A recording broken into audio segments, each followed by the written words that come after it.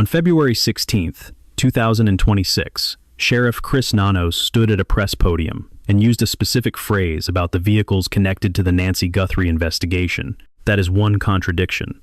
This video contains a documented sequence of them, all from the same source, across 47 days. The pipeline that took a degraded DNA sample from a knife sheath found at a student murder scene in Idaho and produced the identification and arrest of Bryan Kohberger in 47 days runs through that infrastructure.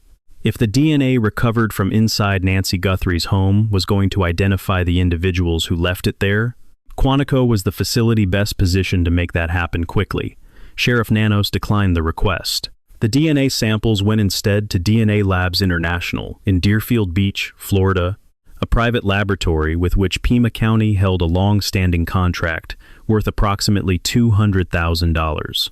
It is a legitimate facility. It has worked criminal cases, but it does not have Quantico's direct integration with the genealogy databases and the computational infrastructure that resolve mixed profiles at the speed a case like this required. A federal official speaking to Reuters described the decision as risking further slowing a case that grows more urgent by the minute. Not ambiguities, not misquotes. Contradictions. Two statements from the same official or the same agency, on the record, that cannot both be true. A source speaking to News Nation was less measured. That source called it dumb, called it insane, and said the FBI would likely have to retrieve the evidence from Florida and retest it from the beginning, adding time to a process where time, for an 84-year-old woman with a pacemaker who relied on daily cardiac medication, was not a neutral variable. Nanos defended his decision publicly. He said he wanted all evidence held in a single location, alongside existing DNA profiles and markers for the family and other individuals already in the system, so that comparisons could be properly cross-referenced. He denied emphatically that he had blocked the FBI from anything. The federal sources who spoke to Reuters and News Nation did not agree with that characterization. What is not in dispute is the outcome. The mixed DNA profile from at least two unidentified individuals recovered from inside Nancy Guthrie's home did not return a match in CODIS, the National Offender Database. And what makes this sequence significant is not any single entry in it. It is the pattern. It went to Florida, and 47 days into the investigation, it had not yet produced an identification. Meanwhile, the technique that might have accelerated that process, investigative genetic genealogy applied through the infrastructure at Quantico, is the same technique that led to Bryan Kohberger on the 47th day of the Idaho investigation. Today is day 47. Was this decision the reason the case has not been solved? That cannot be stated. Investigations are complex. Evidence is rarely decisive alone, and laboratories work at the pace the science allows. But was it a decision that former federal investigators, with direct knowledge of how these forensic pipelines work, described publicly as a mistake? The record is clear. A federal official said it risks slowing the case. A source with knowledge of the investigation said it was insane. And the sheriff of Pima County made the call anyway, on the authority he held as the local official controlling the physical evidence, in a case the FBI was simultaneously working as a federal kidnapping. Because when an investigation produces this many internal inconsistencies in its public record, the inconsistencies themselves become evidence of something. That is not speculation. That is the documented sequence of what happened. And if you want to understand why a case with this level of federal resources, this level of public attention, and this level of forensic evidence has not yet produced an arrest, the question of who controlled the evidence and what decisions they made with it is not a peripheral question. It is the operational core of everything that followed. The DNA routing decision does not stand alone in the record of this investigation. It is one entry in a sequence of operational choices, each of which has a documented outcome, and several of which were later characterized by law enforcement professionals as errors. The crime scene at Nancy Guthrie's front porch was released in under 20 hours. Reporters from Arizona's Family News walked to the front door and filmed the blood droplets on the porch before the FBI had completed a comprehensive forensic sweep, not of guilt, not of cover-up, of a system operating under pressure in ways that left a traceable record of its own failures. The bracket that had held the Nest doorbell camera was still on the wall when those cameras were there. It was not collected until February 12th, more than 10 days after Nancy disappeared, when investigators returned and erected a white tent over the front entrance for a forensic revisit. Retired NYPD Detective Michael Alcazar, an adjunct professor at John Jay College of Criminal Justice, said on record that investigators had probably dropped the ball a little bit in releasing that crime scene too early. The welcome mat was still at the front door. The half-moon shape, potentially a surface that had been walked on, stepped around, or touched during the event itself, remained at the threshold, uncollected. Nanos said later he fell on the sword on that one. The gun store canvas produced a different kind of documentation. FBI agents went to firearms retailers across Tucson, carrying long lists of names and photographs. In some cases, reportedly up to 40 names and photographs. This video follows that record from the first press conference to the 47th day. Every statement sourced, every contradiction documented, asking store owners and employees whether anyone matching those descriptions had purchased weapons from their stores. The store owners spoke to the press about these visits. The agent's presence was observed and documented. When Nanos was asked about the canvas, he said, "That's a lie. Those agents haven't been out doing that in those gun stores." By the time he said it, it had already happened, and the press had already documented that it happened. The parking restriction that Nanos imposed around Nancy's home removed the media presence from the neighborhood with near total efficiency. Parking was prohibited for hundreds of yards in every direction around the property.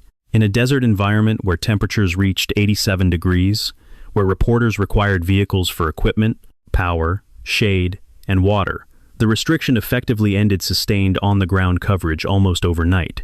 Hundreds of journalists who had been present in the neighborhood disappeared within days, and at least one decision that former federal investigators described, on record, as potentially costing this investigation time it could not afford to lose. The three who stayed, Brian Enton, Michael Ruiz of Fox Digital, and a live streamer named JLR, did so under conditions that Nanos himself, in a moment of self-aware commentary, described as not exactly a strategy for keeping the story alive and keeping the tips coming in. Then there is the resource trajectory. A task force of more than 400 personnel shrank to approximately 5 Pima County homicide detectives and a reduced FBI presence working out of the Tucson field office. That transition is not inherently a failure.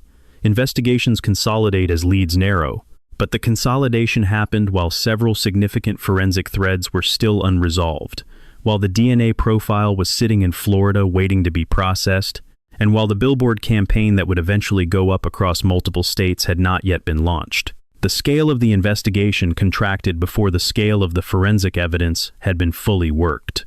Former Deputy Sheriff Richard Castigar Jr. looked at the timeline of that contraction and at the jurisdictional decisions that shaped it, and arrived at a conclusion he was willing to put on record. The case should have been transferred to federal control at least 2 weeks before it was.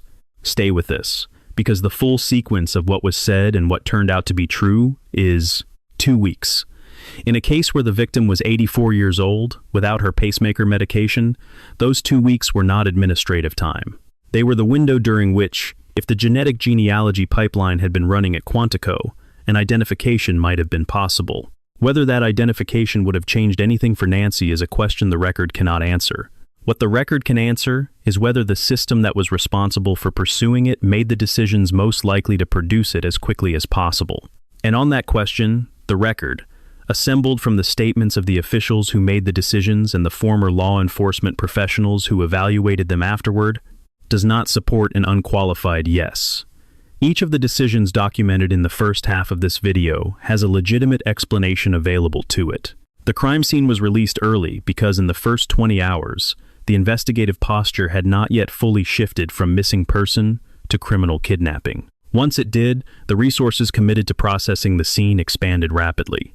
The DNA went to Florida because Pima County had an existing contract with that laboratory, and because Nanos wanted all forensic material held in a single location for cross-referencing purposes, more systematic than anything that has been assembled in one place before now. The parking restriction was a reasonable measure to protect the integrity of an active investigation from media interference.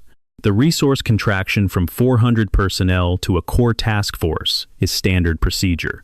In any prolonged investigation, as the acute phase transitions to the analytical phase, the gun store denial may have been a miscommunication between levels of the department rather than a deliberate falsehood. Every one of those explanations is available. Every one of them is plausible. And none of them resolves the contradiction it is offered to explain.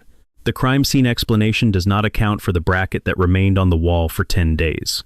The DNA explanation does not address why federal investigators with direct knowledge of the case describe the routing decision publicly as dumb and insane. The parking restriction explanation does not reconcile with Nanos' own self-assessment that it was not an effective strategy for keeping the story alive. The resource explanation does not address why the contraction happened before the DNA pipeline had produced results. To understand why the public record of this investigation contains the contradictions it does, and the gun store explanation, whatever it is, has never been offered, because the contradiction was never officially acknowledged. The vehicle is the clearest example of how the explanations stop working when you put them next to the record. Former PCSD SWAT commander Bob Krieger offered the most favorable reading of the car's extended retention. He told Parade magazine that investigators wanted to create a case as rock solid as possible, and that maintaining chain of custody on important items was part of that. He used the word jury, not hypothetically, but as the operational framework inside which the vehicle was being held. Former FBI Special Agent Jennifer Coffindaffer offered a different framing. She suggested the car may have been held not only because of what happened inside it, but because of what happened around it, specifically whether a tracking device might have been placed on the vehicle at some point before or after January 31st, and whether someone had physically interfaced with it in a way that left forensic material behind. Processed vehicles. Past tense. The language of something finished, something concluded, something already returned to the people it belonged to. 10 days later, on February 26th, you need to understand who controls that record and what the structure of authority in this case actually looks like. Coffindaffer was explicit that she does not believe Annie or Tommaso are suspects. Her analysis was about the car as a forensic object, not about its owners as criminal subjects. But former FBI agent Maureen O'Connell said something on the Megyn Kelly show on February 27th that neither of those framings fully accounts for. She said, "You only retain a vehicle and evidence if it carries value for a potential trial. You do not hold a family member's car for over a month on procedure alone." 3 former law enforcement professionals, 3 different analytical frameworks for the same vehicle. All 3 consistent with the possibility that the car contains something significant. None of them able to explain why the man whose vehicle was seized in the most operationally intense law enforcement action of the entire investigation got it back in 2 weeks, while the family, the sheriff described as cleared, was still waiting on day 47. That discrepancy does not have an explanation in the public record. Sheriff Chris Nanos, of the Pima County Sheriff's Department, has been the primary public voice of this investigation from the first press conference on February 1st. It may have one that has not been disclosed, but its absence from the official account of this investigation is itself a data point, and this channel does not treat data points as background noise simply because they are inconvenient. Subscribe and turn on notifications so that when the explanation finally arrives, you have the full context required to evaluate what it actually means. On March 12, 2026, Sheriff Chris Nanos sat down for an interview with an NBC News correspondent and said something that should have produced a sustained follow-up question from every reporter covering the case. He said, "We believe we know why he was here and have known since day one. Known since day one." Take that statement at face value for a moment and follow its logic. If Nanos and his department knew the motive behind Nancy Guthrie's disappearance from the first hours of February 1st, then on February 2nd, when he told the public there was no danger to the community and no cause for concern, 2026 through every development that followed, not the FBI, not the Joint Task Force, Nanos. He was saying that to a public whose safety he believed was not actually threatened, based on motive information he already held. That framing makes February 2nd coherent. An investigator who knows the motive is targeted can reasonably assess that random community members are not at risk. But on March 12th, in the same interview where he claimed to have known the motive from day one, Nanos said the opposite about community safety. He said, "Don't think for a minute that because it happened to the Guthrie family, you're safe." He said the suspected individual could absolutely strike again. Both of those statements came from the same interview. Both are in the public record. If the motive was known from day one, and that motive pointed to a targeted operation against a specific family, the community safety assessment on March 12th is directly inconsistent with the community safety assessment on February 2nd. And if the motive was known from day one in a way that justified the March 12th warning, then the February 2nd assurance of community safety was not supported by what investigators actually believed. He is the person who decides what the department says publicly, when it says it, and how. Former FBI Deputy Assistant Director John Miller looked at the evidence in this case and arrived at an assessment that, placed alongside Nanos's March 12th statement, produces the most uncomfortable reading of the full record. Miller said the crime went wrong immediately, not days later, not after the ransom deadlines passed. Immediately, at the moment of contact with Nancy Guthrie on the night of January 31st. And what came after? The note sent to media outlets, the Bitcoin demands. The inside knowledge deployed in carefully structured language may have been constructed not to recover Nancy Guthrie, but to cover what had already been done to her. Miller used a specific phrase. He said the crime may have been re-engineered into a kidnapping narrative after something went terribly and irrevocably wrong on that porch. Now hold Miller's assessment next to Nanos's claim that investigators have known the motive since day one. If both statements are accurate, they produce a single coherent reading of the full 47 days. From the first hours of February 1st, investigators had reason to believe something about Nancy Guthrie's situation that made the ransom communication framework a secondary concern. That is not unusual in a county-level investigation. The DNA was not the motive. The backpack was not the motive. The inside knowledge of the property was not the motive. The motive, known since day one, according to the man running the investigation, is something that has never been disclosed to the public, that informed a series of investigative decisions whose logic was never fully explained, and that sits underneath every contradiction in this record, like the fact that makes the contradictions make sense. What was it? The public record does not say. Nanos did not say. The NBC correspondent did not press for specificity on a claim of that magnitude, and no subsequent press conference addressed it. Known since day one is a statement that either means nothing or means everything. In a case with this many unexplained gaps in the official account, treating it as a throwaway phrase requires a level of credulity that the record does not support. What is unusual is that this is not a county-level investigation. Former FBI Special Agent Jennifer Coffindaffer, who had been tracking and publicly analyzing this case since it became national news, wrote 3 words on March 10th that she had not used once in 6 weeks of coverage: half glass full. She also wrote that the search phase was over. Not that they had found Nancy, that the search phase was over. In federal investigation language, that phrase has a specific operational meaning. When law enforcement declines large-scale volunteer search operations, when organized search groups are turned away, it is not typically because the case has gone cold.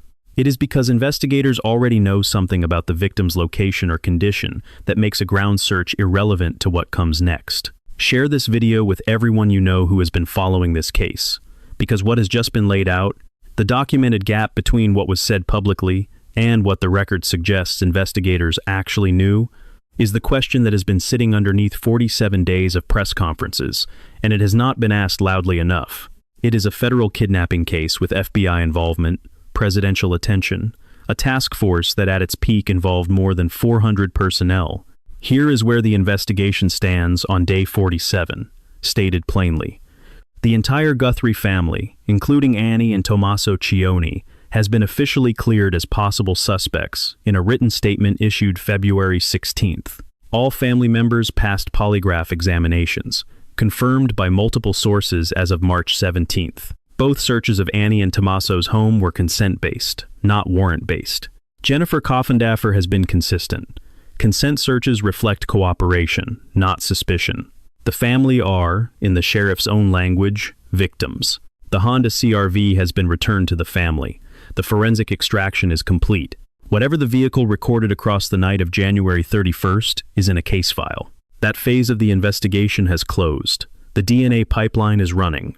C.C. Moore of Parabon Nanolabs, who has helped resolve more than 300 cases using investigative genetic genealogy and forensic evidence that federal investigators wanted processed at the national level, stated publicly about this specific investigation. He will be identified. That technique does not require the suspected individual to be in any database. It requires a relative, and from that relative, analysts build a family tree outward until they reach a specific person. The combined reward of $1.2 million remains active and unclaimed. What is not resolved is the question this video was built around. The contradictions in the official public record have not been acknowledged, explained, or corrected. The DNA routing decision has not been revisited publicly. The gap between processed on February 16th and still in the investigation on February 26th has never been addressed. The gap between no danger to the community on February 2nd and could absolutely strike again on March 12th has never been reconciled. And the claim to have known the motive since day one has not been followed by a disclosure of what that motive is.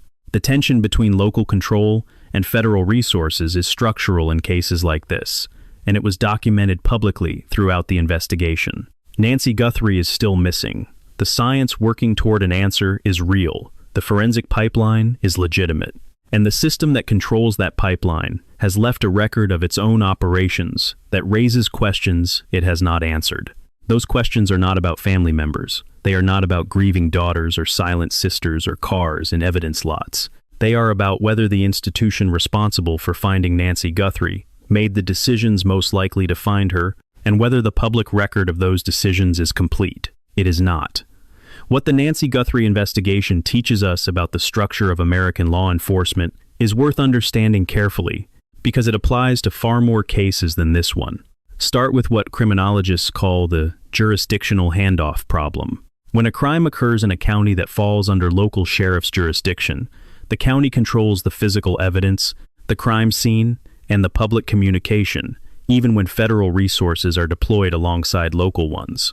A former deputy sheriff who had worked alongside Nanos for decades, Richard Castigar Jr., the FBI does not automatically take over a case simply because it has more sophisticated forensic capabilities. It can offer resources, request evidence transfers, and apply federal charges, but the local official retains authority over the physical evidence unless a formal transfer of jurisdiction occurs.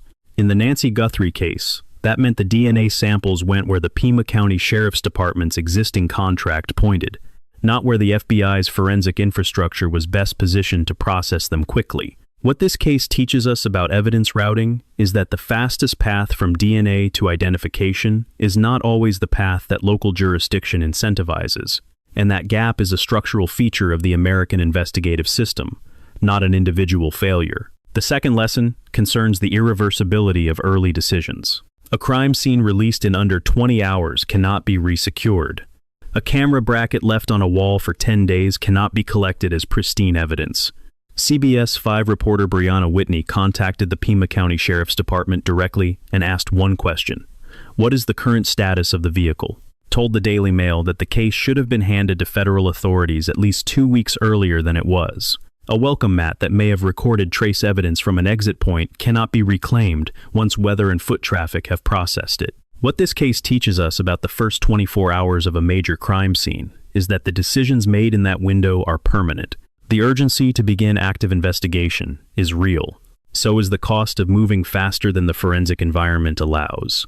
The third lesson is about public communication as an investigative tool. Tip lines and witness cooperation are built on public trust in law enforcement's credibility. When an agency's public statements contradict each other without explanation, that trust erodes. When a sheriff says a vehicle has been processed in the past tense while it is sitting in an evidence lot, and when no correction follows, the message received by potential witnesses is not confidence in the investigation. It is uncertainty about whether the officials running it are telling them the truth. He described Nanos as a classic micromanager.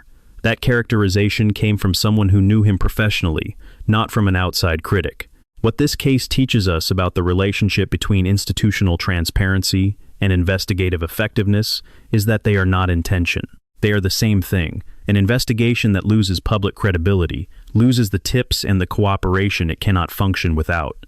The contradictions in this record are documented. The decisions that produce them are on the public record.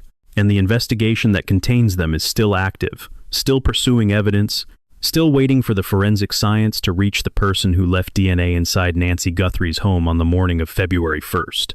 Nancy Guthrie is 84 years old.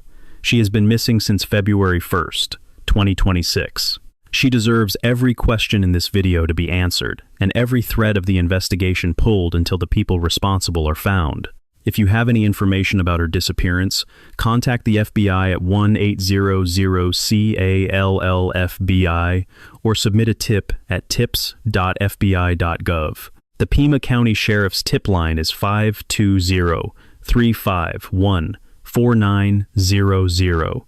All tips are anonymous. The reward is $1.2 million. The task force that Nanos assembled reflected that tension in its evolution. If this video gave you a more precise understanding of how investigative systems work and fail under pressure, like this video and subscribe. The next video in this series goes inside the genetic genealogy pipeline that investigators believe will ultimately identify the suspected individual, how the technique works, why C.C. Moore said what she said about this specific case, and what the timeline to identification actually looks like. That is coming next. At its peak, more than 400 people were working the case in some capacity: local deputies, FBI agents, administrative and forensic personnel. By late February and early March, that number had contracted sharply. Reporting indicated the active investigative corps had shrunk to approximately 5 Pima County homicide detectives working out of the FBI's Tucson office, alongside a reduced federal presence, with the bulk of the FBI's operational capacity pulled back to Phoenix. 400 people to a dozen. That is a natural progression in a prolonged investigation. It is also a data point about what the investigation believed it had left to find through active field work. What Nanos retained throughout, regardless of how the task force was configured, was control of the public narrative. The department's response was unambiguous. All we can say at this time is that the vehicle is still part of the investigation. And Nanos himself, in a moment that received less attention than it deserved, acknowledged publicly that at least one of his early decisions was wrong. When asked in a later interview whether he would handle the crime scene release differently, he said, "Monday morning quarterback, absolutely. I probably could have held off on that." Those were his words, not a paraphrase. He fell on the sword, as he put it, on the decision to release Nancy's front porch as a crime scene in under 20 hours, a decision that allowed news cameras to record the blood droplets on her battered threshold before the FBI had completed a comprehensive forensic sweep. That acknowledgement of error is significant not because it changes anything about the investigation's outcome. It is significant because it is one of the only moments in 47 days when the gap between what the public record said and what actually happened was directly addressed by the person responsible for the gap. The other contradictions in this record were not addressed. They were not corrected. They were not explained. Processed on day 16. Still in the investigation on day 27. They were simply left in place, two statements pointing in opposite directions, with no one in an official position ever acknowledging the distance between them. The contradictions did not arrive all at once. They accumulated, one press conference at a time, one statement at a time, over the first 7 weeks of the investigation. Laid out in sequence, they form a record that looks less like a series of communication errors and more like a system under sustained pressure, producing inconsistent outputs every time that pressure forced a public response. The first contradiction surfaced within days of Nancy's disappearance, and it concerned the simplest possible question: who drove her home on the night of January 31st? Sheriff Nanos gave 4 different answers. He first said Nancy's daughter Annie had brought her home. Then he told the New York Times it was Annie's husband Tommaso. Then he told another outlet it was Annie and Tommaso together. Then he settled on what became the official version: family brought her home. No correction was issued. No clarification was offered. The final confirmed answer is that Tommaso drove Nancy home alone, watched the garage door close at 9:50, and left. But it took 4 iterations of the story to reach that answer, and the sheriff was the source of all 4 versions. The second contradiction was larger, and its implications have never been resolved. On February 2nd, 2026, one day after Nancy was reported missing, Nanos told the public there was no immediate danger to the community, nothing for neighbors to be concerned about. On March 12th, 2026, the same sheriff told NBC in a nationally broadcast interview, "Don't think for a minute that because it happened to the Guthrie family, you're safe." He said the suspected individual could absolutely strike again. Both of those statements came from the same man, about the same investigation, 40 days apart. If the threat assessment on March 12th was accurate, then the statement on February 2nd was not. No one has explained the distance between them. No press conference addressed the gap between those two statements. The third contradiction concerns the handling of a ransom note. The first ransom communication arrived at KOL News, 13 Inches Tucson on February 1st, the same day Nancy was reported missing, through the station's online tip portal. FBI Special Agent in Charge Hythe Janey confirmed publicly that two specific details in that note had not been made public at the time of its arrival: a reference to Nancy's Apple Watch and its location inside the home, and a reference to two broken floodlights in the rear of the property, not visible from any public vantage point. Both details were confirmed accurate. The note was assessed as potentially legitimate. And yet, while investigators were treating it seriously enough to coordinate public responses around it, the sheriff was simultaneously saying publicly that no suspect had been identified and that no one had been ruled out, language that raised more questions than it answered about what investigators actually knew and when they knew it. The fourth and largest contradiction is the one the vehicle carries. The word processed simply hung in the national conversation, while the car sat untouched in law enforcement custody, cleared on day 16. Car confirmed still in evidence on day 27. And by March 10th, investigative reporter Dave Mack reported on Nancy Grace's Crime Stories podcast that the reported Honda CR-V was at an auto mechanic shop in the custody of the Pima County Sheriff's Department, being physically reassembled after what Mack described as an exhaustive forensic search. The car had been taken apart, every panel opened and examined, every surface processed. And as of March 11th, the Sheriff's Department confirmed to Parade magazine that the vehicle had still not been returned, with no exact timeline for when that would happen. The fifth contradiction is shorter, but its logic is harder to dismiss.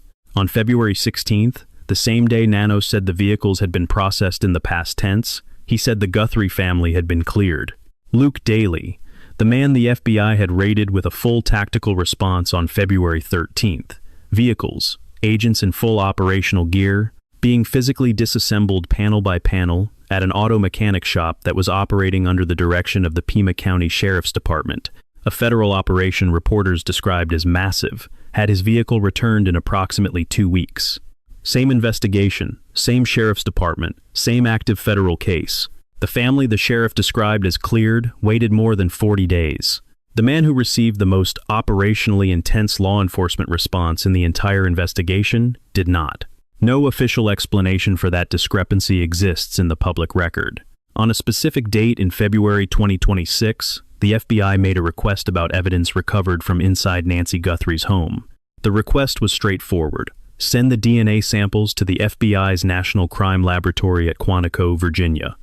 Quantico is not simply a federal laboratory. It is the center of the forensic infrastructure that makes investigative genetic genealogy work at speed. Direct integration with the computational tools required to resolve complex mixed DNA profiles.